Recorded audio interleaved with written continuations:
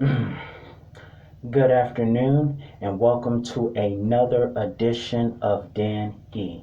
I'm your host, Dan E, and this is where I like to give my own personal commentary, opinions, and reviews on all things WWE, from Raw, NXT, SmackDown, and occasion times pay-per-views. And of course, today I am here to talk about last night's pay per view, NXT Takeover Vengeance Day. Before I get started into that, I would like to encourage you that if you enjoy this video, to hit the thumbs up, comment if they let you, because for whatever reason the comment section was turned off the last time. For whatever reason, I don't know why. But if you can't comment, I will say that your views are more than enough for me, and they are well appreciated. So thank you for your views, and I hope you continue to view and enjoy this video, like and subscribe, so that you can be notified on all things Danny. Now, without further ado, let's get started with last night's talk. Well, last night, before I get started, let me just say something about NXT. If you are a fresh WWE fan, you have to experience NXT takeover shows. Nobody puts on matches like those guys. No disrespect to the main rosters, because the main rosters are good, but it is something about NXT. I just can't really put too much of my finger on it, besides what Edge said, which is that they put their focus on the second W, which is wrestling. To me, they focus more on the W than they do the E, but they have a balance, and I think that's very important. But either way, it is great to watch. You have to experience, if you're a fresh WWE fan, you have to experience NXT TakeOver. It is the best time ever from start to finish, and it is one of those events where you got to get your restroom breaks out in the beginning, because you don't want to miss a thing. It's just that good. So let's get started. This year we saw the first ever women's tournament for the Dusty Rhodes Tag Team Trophy. However, I have to be honest, from a fan standpoint, I was kind of rooting for Shotzi Blackheart and Ember Moon. From the beginning, I was rooting for them. They were my pick to win the match. However, as we saw in a very competitive tag team match last night, Raquel Gonzalez and Dakota Kai got the job done. They are the first ever women's Dusty Rhodes Tag Team Tournament winners. And I was like, because you really wanted Amber and Shotzi to win. They're two of my favorites right now as far as NXT's female division is concerned, alongside with Io Shirai. Three of some of my favorites to watch on that show. However, where is Lady Kane? Can anybody tell me where she is? I gotta look that up later. But anyway, it was a great match. I wish that Shotzi had won, but it wasn't to be. However, there's something very interesting I need to bring up. You see, it was said during a promo between Dakota Kai and Io Shirai that Dakota Kai at one time was fearful of the women's tag team champion now, Shayna Baszler. The reason I am bringing that up is because Raquel Gonzalez and Dakota Kai are not only Dusty Rhodes trophy runners, but they are now the number one contenders for the women's tag team match. And it's ironic because it was said that Dakota was fearful of Shayna Baszler. And now Shayna Baszler is one half of the women's tag team champion, alongside Nia Jax, women's tag team champions. So I am very curious to see how that goes on, to see if Dakota Kai has conquered her fear of Shayna Baszler, because let's not forget, It was at one time in NXT where Shayna Baszler did injure Dakota Kai's arm. I don't know if it was more so injured or broke because, like Pete Dunne, Shayna Baszler was a very disturbing wrestler to watch. She just loved to break stuff.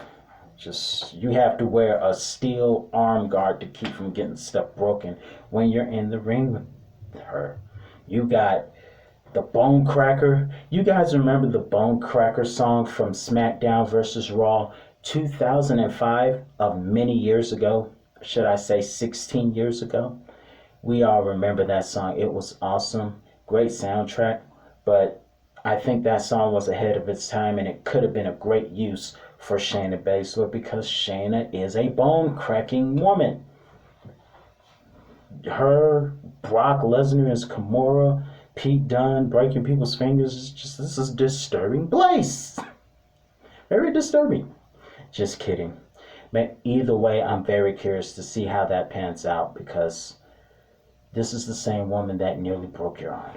So I'm really curious to see how that plays out. And I don't believe she's really afraid anymore, but I still can't wait to see what happens.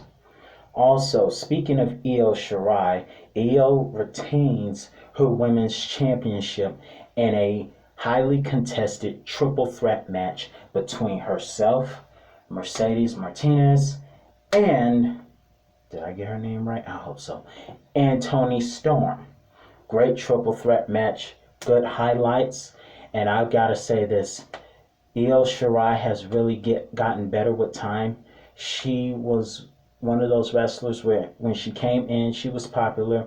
They tried to turn her heel, and people bought her heel for a minute, but they still ended up loving her more eventually because of her agility and her ability to just be what she is known as, and that is the genius of the sky. Great to watch.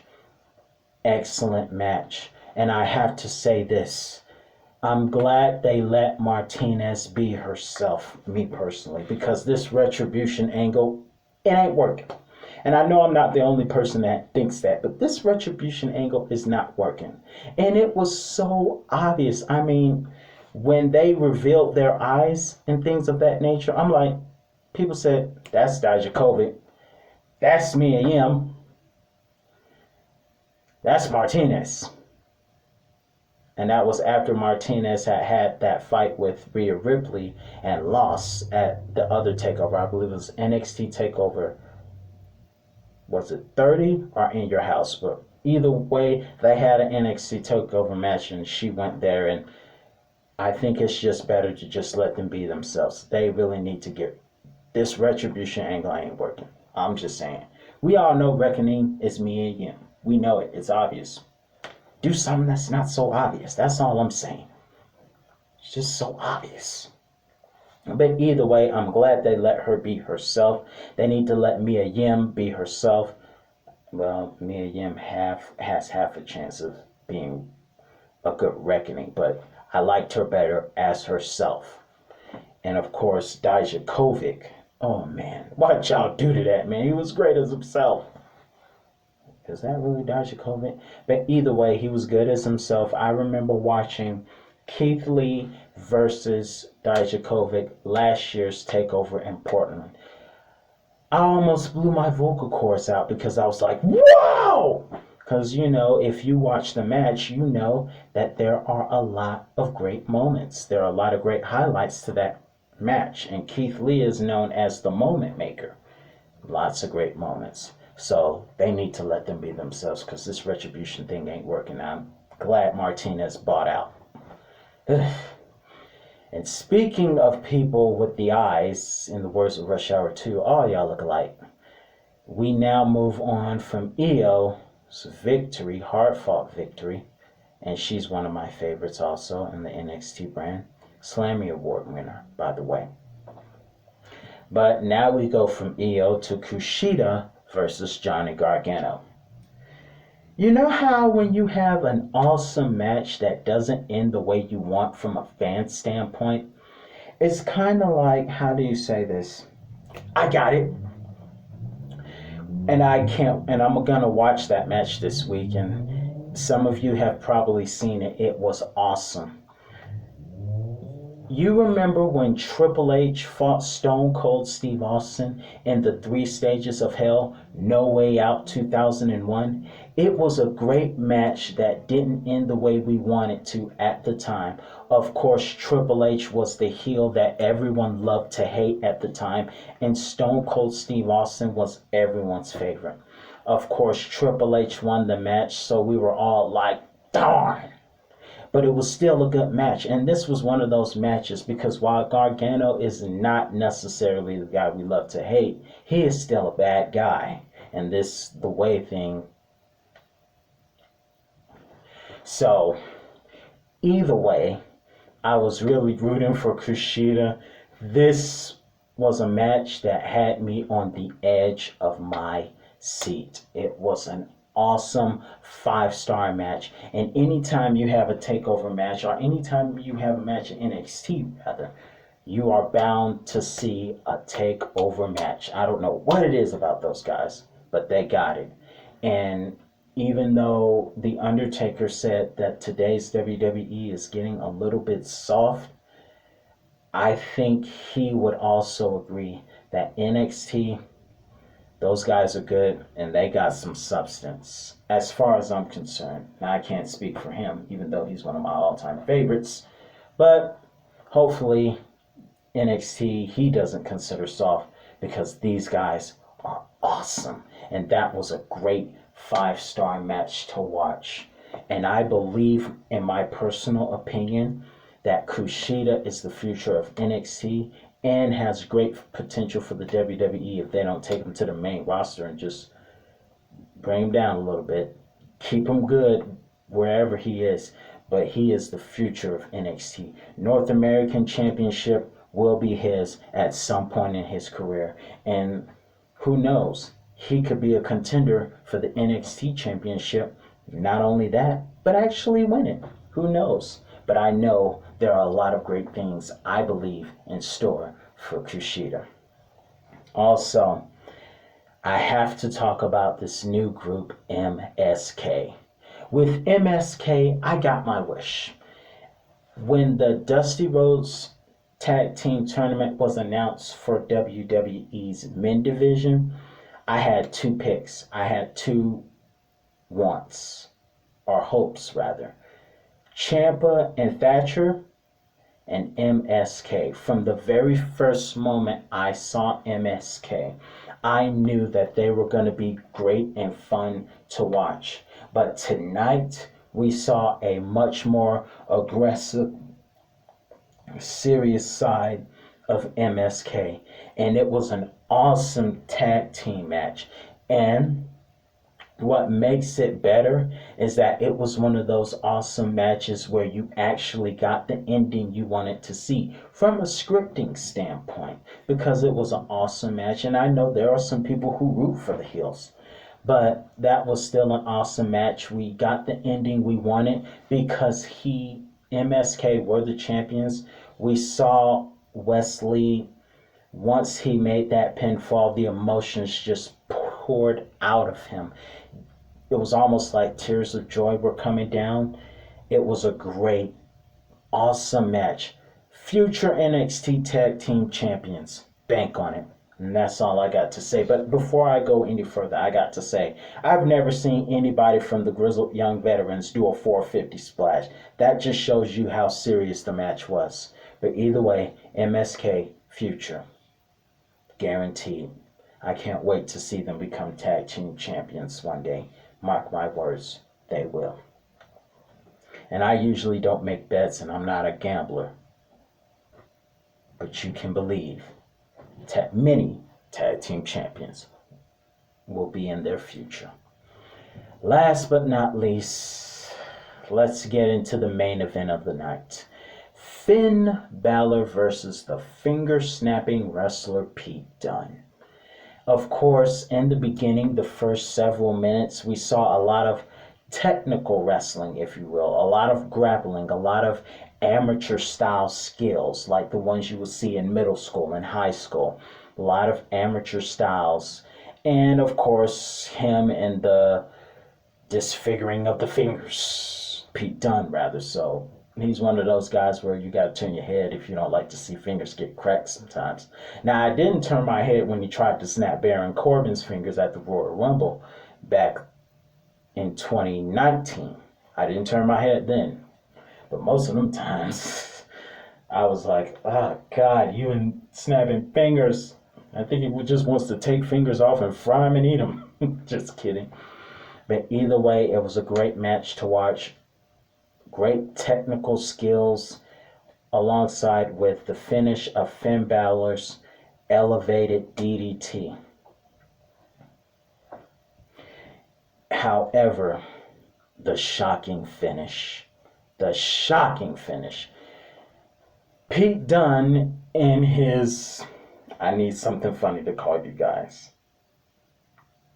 his Stooges. And I know that's the title that was given by JR to Gerald Briscoe and God rest his soul, Pat Patterson. But I'm going to call you the NXT Stooges because as far as you are, you're NXT Stooges.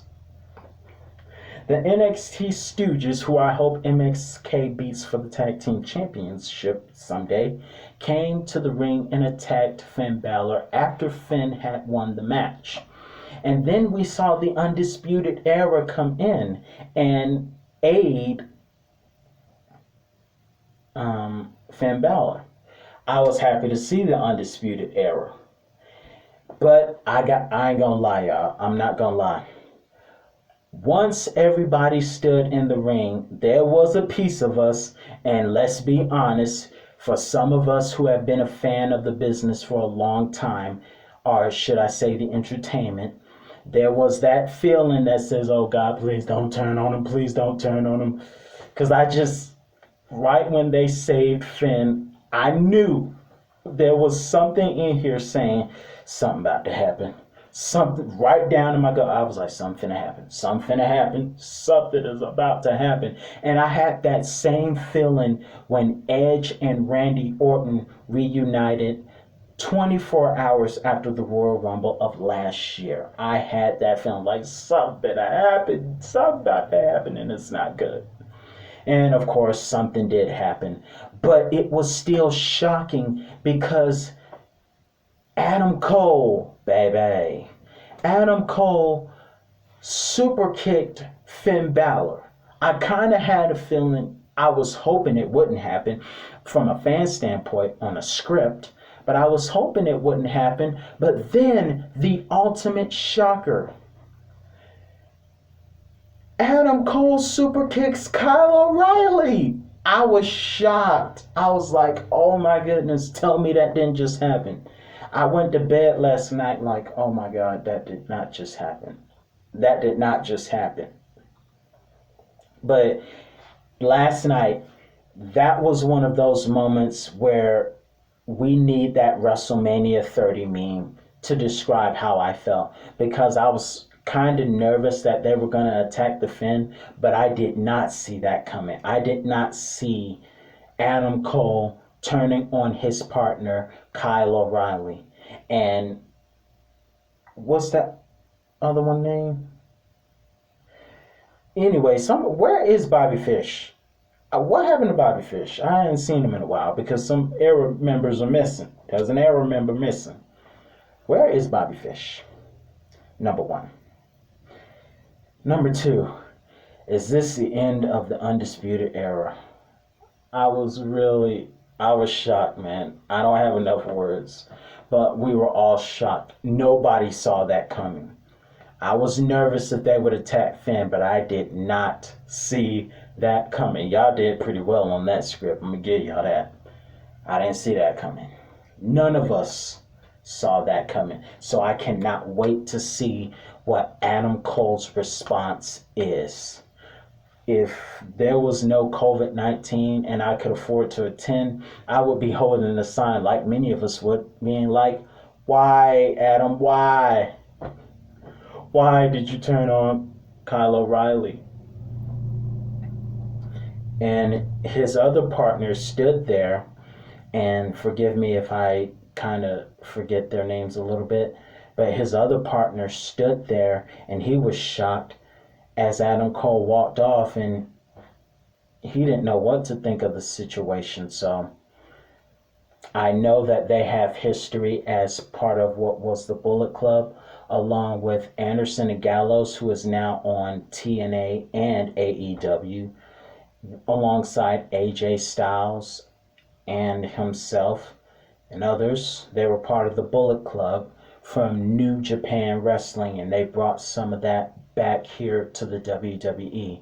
But I'm like, oh my goodness, I did not see that coming. That was good scripting that left us feeling like WrestleMania 30 all over again, because I just didn't see it coming. So I can't wait to see what Adam's response is. And that's all the time I have for today. I will see you again next time for my WWE weekly reviews. Until then, stay blessed, stay warm. Until next time, see you later.